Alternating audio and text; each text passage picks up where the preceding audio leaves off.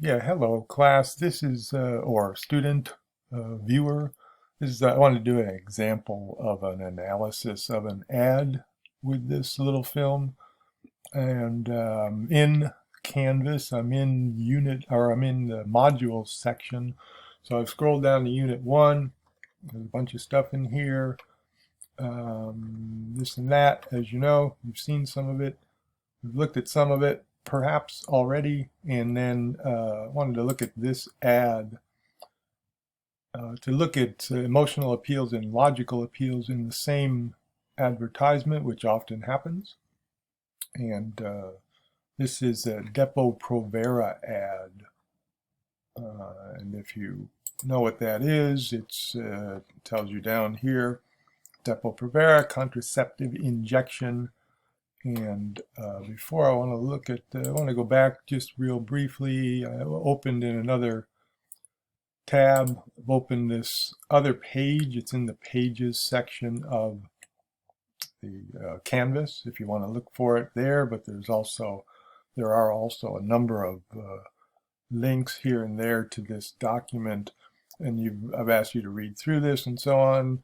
It goes over general analysis that we've looked at over and over so far, and there's this chart. There's a couple of charts down here, a couple of lists that are useful. You've used those already probably, and I've asked you to here and there for different assignments so far. And emotional appeals and logical appeals, two overall gigantic kind of broad categories of strategies. Very familiar, very often used by anyone trying to do persuasion. Our court system, in fact, is based on logical appeals, based on facts and data, use of science and so on, evidence especially. We associate with the court system. Testimony we associate with the court system. It's what we base big, gigantic judgments on, basically. Stats, statistics, actual examples. And then science is very important to us in looking at the world through a scientific method that goes way back a number of centuries back to Europe and so on, which is influential on, I don't want to get too much into history here, but influential on the United States, our European background, because founding fathers, English, Scottish, and so on. Emotional appeals. This one over here you see in this ad, appeals to fears, many different kinds of fears. So looking back at this ad, that's what's happening pretty quick in this this ad. In the banner, in the headline at the top, if you accidentally got pregnant, just stopping right there. Emotional appeal to fear. Can you name that? Can you describe that? But before that, we do have a particular audience that this company, that this ad is aiming at, because we're looking up here at vermilion. If you know what the vermilion is, this goes way back. It's still around. It's local to Lafayette.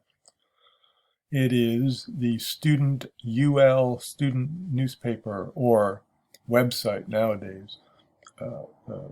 And I think it's open to not just students and faculty and staff and administrators over there at UL, but also anyone. I think it's open to the general public.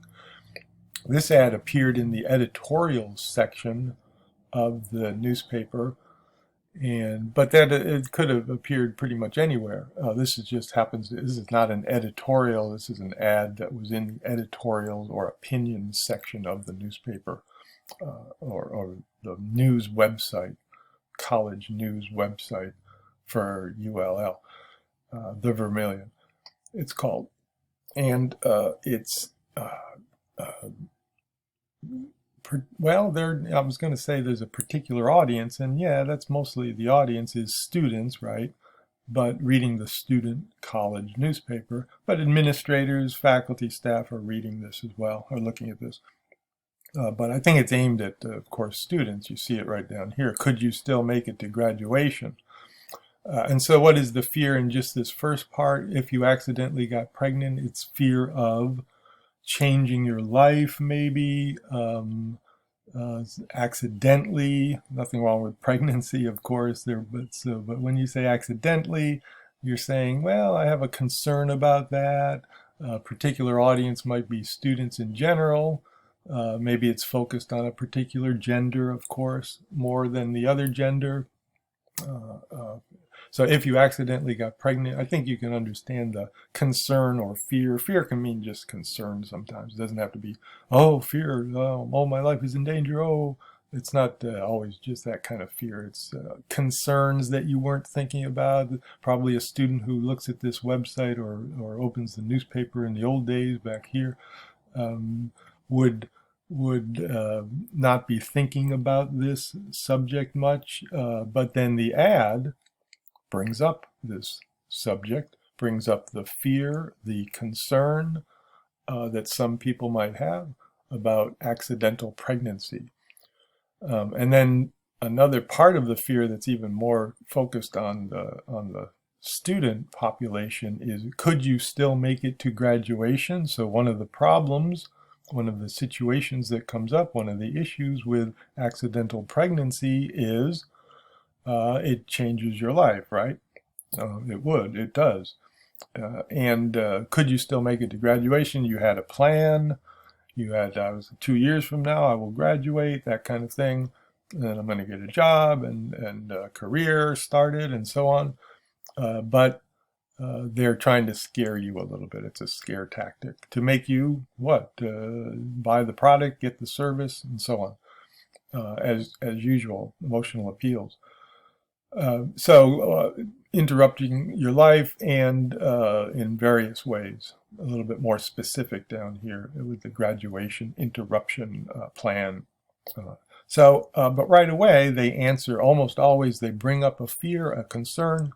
If they're going to use a fear tactic or a fear strategy, the product or the service is almost always going to be the product itself. And so right away, Depo-Provera is 99.7% effective in preventing unwanted pregnancies. We're talking about unwanted pregnancies or bad timing for my life pregnancies, I guess. And by the way, I'm thinking, female audience is more concerned here, but if you think about it, a male student who opens this website or this newspaper website and sees this ad might be concerned as well about, could I still make it to graduation if I suddenly realize that someone who I just met last weekend and we had a really good time and wait a minute. Now I'm thinking about, maybe I should call this person, or maybe I shouldn't call this person. And wait, whoa, accidentally pregnant. What? Whoa, can I still make it to graduate? So even a male audience might be a little interested in this situation and be affected by the tactic, the fear tactic, possibly. Anyway, so to balance the fear, the emotional appeal in the ad, there's a logical appeal here. Different ways to name the logical appeal. 99% effective. Let's look back at this chart in the logical appeal area. Use of fact, I guess, depends. You would want to know more about the survey or the lab experiment or study or whatever they did to get that percentage. If you wanted to name it real specifically, if you wanted to get a very specific name for the data, I guess you could call it data, right? But you want to specify as much as possible. You could name that as a percentage. The use of numbers, the use of percentages is usually on the logical side. We may not know the background of where did they get that percentage from. We would like to know more about that to make it extra logical, but at least it's a little bit of an appeal to your logical side using the number, using the percentage, and it's a high percentage. 97.7 whatever it is, 98.7 whatever percent. Use of science, maybe. Use of evidence, maybe. Use of studies is more along the lines of what's happening there, maybe. Or data of some kind. Got it from somewhere.